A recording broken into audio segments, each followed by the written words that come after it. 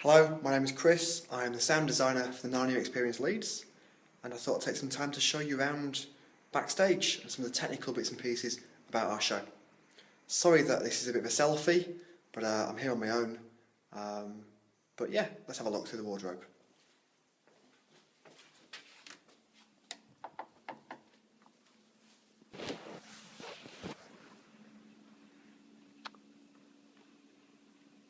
Welcome to Narnia.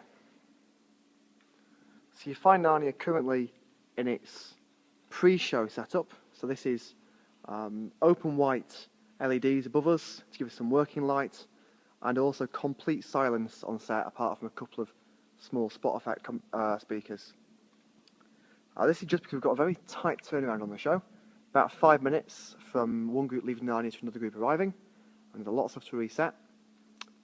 When a group pass through the wardrobe, just there, we've got a stage manager positioned just here. We've got a cue light module on the left hand side. This is used to cue Mrs. McCready, who is outside, to send in the next group. And just next to it is a green button with a key switch. And this is the Narnia Start button. So pressing this button, which I'll do in a second, will start the sound playing. That will start the sound canvas. We'll hear wind noise above Narnia, spooky bird calls, crows, owls, all that kind of thing. And it will also start the lighting desk into cue number 1, which will turn us into a much more blue lighting state above the sky, and also will start a time sequence that Tom, our lighting designer, has cleverly put together that follows groups around Narnia, so that areas only get lit when they need lighting. That's to save lamp life, because this show runs about 12 times a day for 14 days in a row. So let's press the button and see what happens. So you hear an owl hoot, that tells our cast group coming in.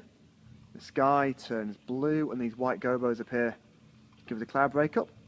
And you hear a nice low pitch wind noise with the occasional bird mixed in there just for good measure. Like that. Behind us is Mr. Tumner's house. Let's go inside. All lit with low energy uplighters. And in his fireplace, a flame effect, complete with a pair of little sounders doing a crackling fireplace sound. Beautiful cave-like setting. Out of here, if we were Edmund's group, within our script there is a cue for a wolf howl as we pass through the wardrobe, and just behind this coat where a stage manager will be hiding is a green button. Pressing that button plays a wolf howl. In here, just quickly, there's no sound effects, but just to show you, we have the White Witch in her sleigh. Not currently lit, but give it a couple of minutes and the birdies up in the roof there will light up and light her just in time for Edmund to arrive and discover her. Moving around, we have our talking trees here. So after both groups have left Tumnus and the White Witch, they'll walk around here and down this avenue of trees. And we're hidden within those trees are 5 JBL Control 23s. And this push button here, when a stage manager presses it,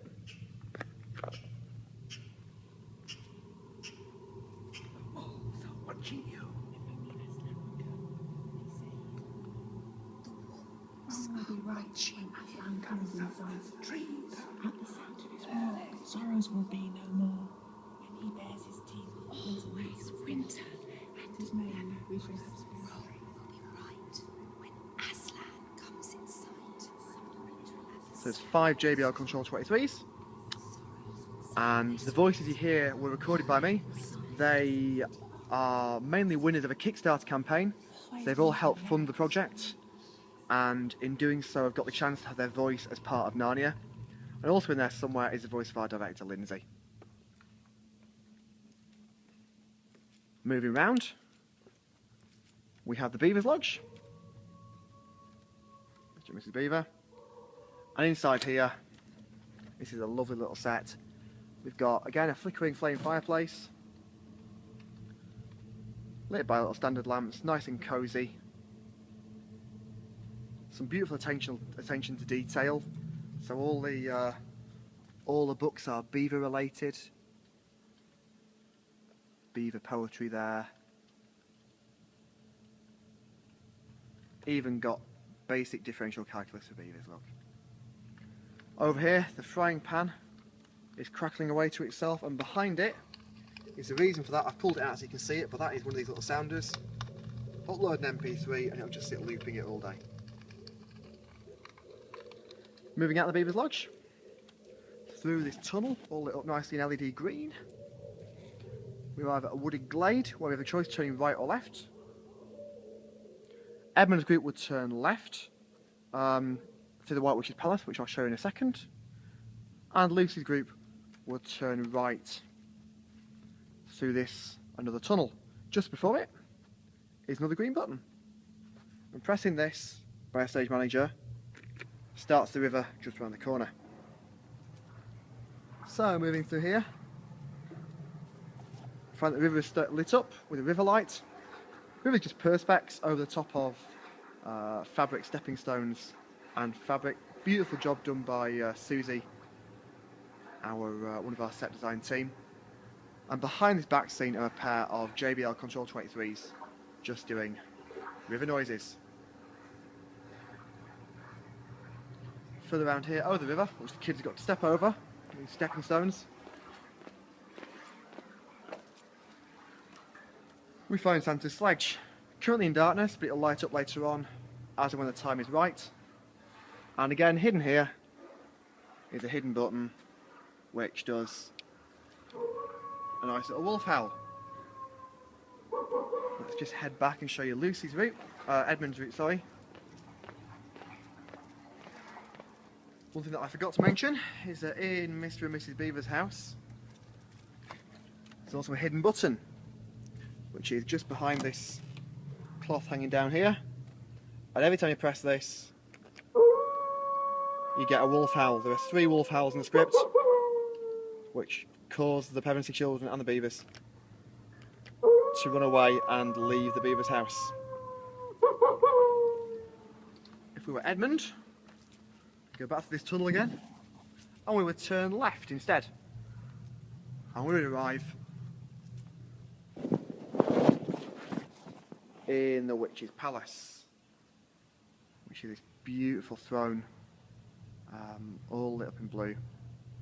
These absolutely fantastic frozen animals, which have come from the group in Liverpool who performed this previously, as did a lot of the set. And just on cue, you hear trickling water. This is timed. This happens about 5 minutes after that talking tree cue happens, just so that you've not got dripping water the whole way through the show. And there's another sound cue which is done through this curtain by a member of the cast who's not on stage at the minute. There's another green button, and pressing that starts cue back in the Witches. I'll have to run once presses to get to it. When he bares his teeth, winter means his death. And when he shakes his mane, we shall have spring again.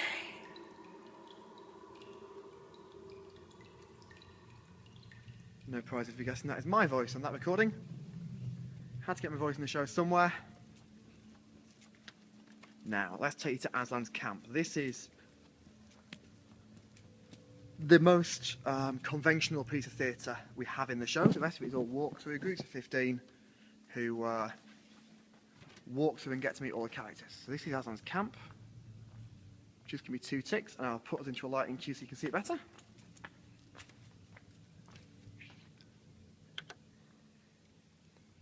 Welcome to Aslan's camp. Beautiful, regal tent with the choir stalls that are original and part of the building underneath. Groups of 15 sit on either side, and in front of them is this stone archway with a cloth in front of it lit up in LEDs. And the things underneath the 2 camouflage blankets are a pair of Tannoy V12 speakers. And just up there we also have an RCF 18-inch sub. Control for the show is coming from these 2 PCs here. Sound-wise, which is my area of things, We're using multiplay, which is runs on Windows XP. It is fantastic for this kind of thing. So we'll see here a lot of our cues running at the minute. So if I scroll down the cue list right to the bottom, you'll see the wind cue is green and is running at the minute. But you can put control cues in. So when we get to this part of the show, which is the battle and the death of Aslan, you'll see the first cue is a fade all. If I fire that cue, which is the first thing the stage manager does when they get here, that fades out all that wind noise earlier on, and it starts some birds tweeting instead. So that our Narnia starts to turn from winter into summer. Now, this part of the show is quite complicated because we have our wonderful 8-foot tall Aslan puppet who resides currently behind the curtain. Aslan looks fab and worked by 2 puppeteers. I'll show you some photos of that in action a bit later on. Here's his head. Puppeteers wearing rucksacks that support the weight. So Aslan, being a puppet, of course can't speak. So he's pre-recorded. We did some recording sessions with Mike, who is our wonderful voice of Aslan, with this beautiful, booming,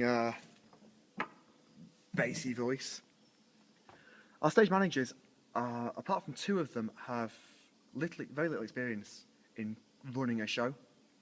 So we've had to make the show really quite simple, just so that it's not off-putting. It's a very complicated show, so it's a lot of work going into building the sound design in a way that is easy to use. So it's simply a spacebar go button to deliver Aslan's opening line.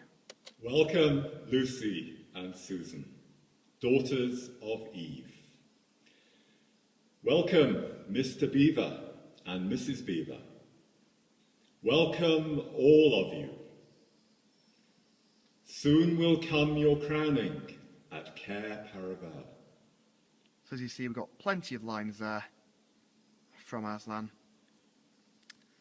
And then further down, we've got some music as well. Great music composed by Ben McAvoy.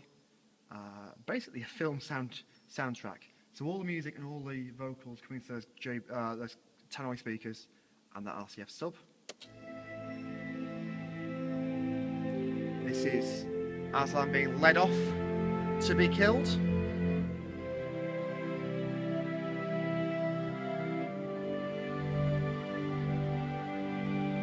And lighting wise as well, if I select the right cue stack.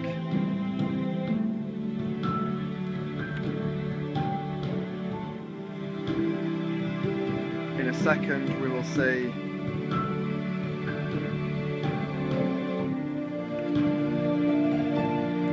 the White Witch would appear behind that fabric, which in fact is a gauze with a second Aslan hidden behind it.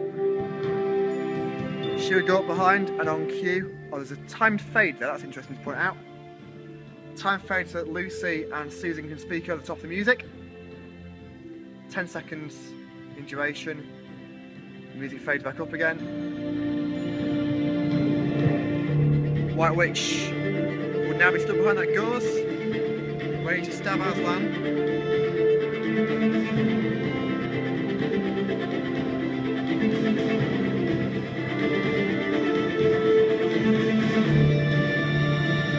Just before he does it,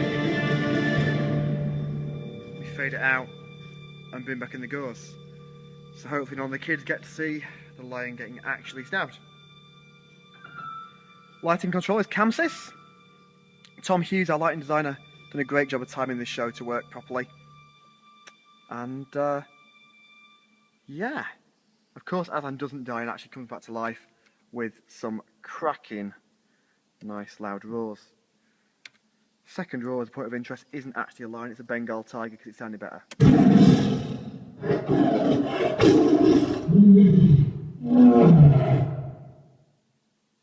And that is nice and loud, that really punches through because that's when the White Witch gets killed. Before that, the stage manager would have started the battle music, a bit of a dance style battle done for that, and then we have our great exit music where the kids leave Care Paravel, leave the tent rather, and would go to Care Paravel. Light the place up for you. So on that cue,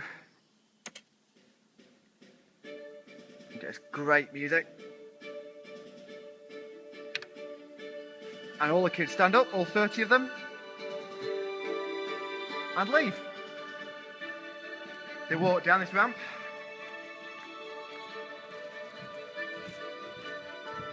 arriving Care Paravel, which has now been lit up. Great thrones, beautiful paintings by Lydia. 10V12 hidden behind that banner up there.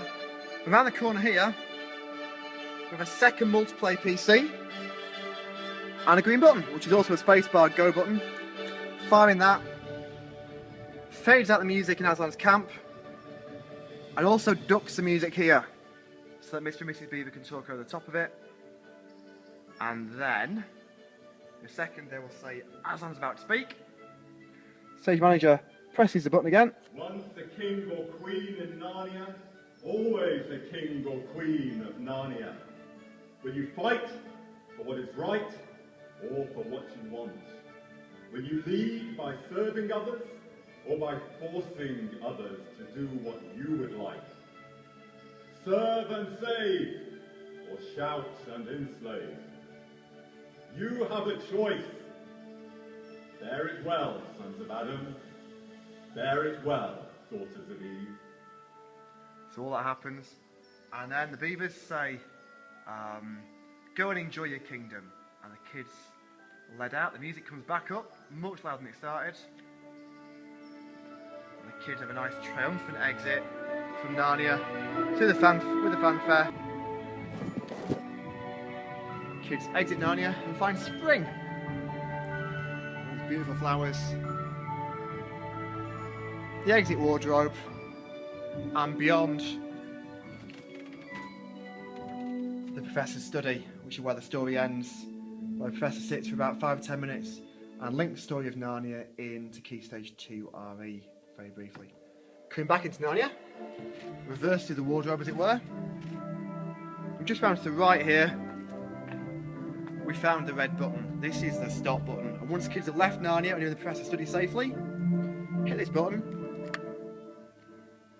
everything fades out. All the music stops, all the sound effects stop, and the show resets itself back to the top. Ready for the next group in about 5 minutes' time. Let's go and take a look at how the show actually is run. So, welcome to the roof of Narnia. This is above the sky, looking up into Left Bank proper. Absolutely beautiful building. This is actually my favourite view, which is a view that none of the public will actually ever get to see. So you'll see we've got trusses put in. There are 4 trusses in total, 3 over Narnia, and a 4th truss up here to do backlight over the stage. They're also providing support for the rope system which holds up the sky and the tent. We'll see these drop-down bars into the archways. That's so Tom can get light into each archway. They're dropped down our steel wires and have a mixture of pars and mega battens on them to do LED washes. And somewhere up there, hidden are a couple of speakers doing the woodland sound effects. Meanwhile, down here on the balcony, we've got the back of that subwoofer that I showed you earlier.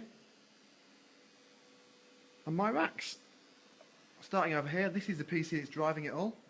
This is the show control PC. Just a very bog standard Windows PC in a rack mount case. On top of it here, this mess of wire, is the interface box that's connected to all those switches you see out in Narnia.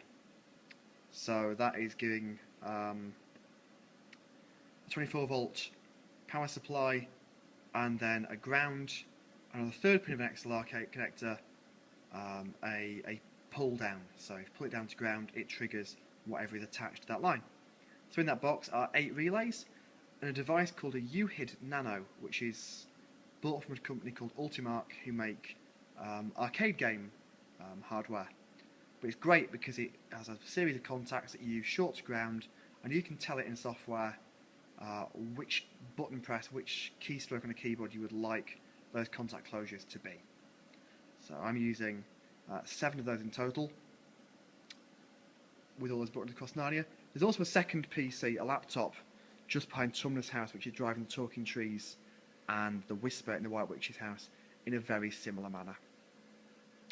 Outputs from that PC, a pair of M Audio Deltas, giving me 8 balanced outs in total.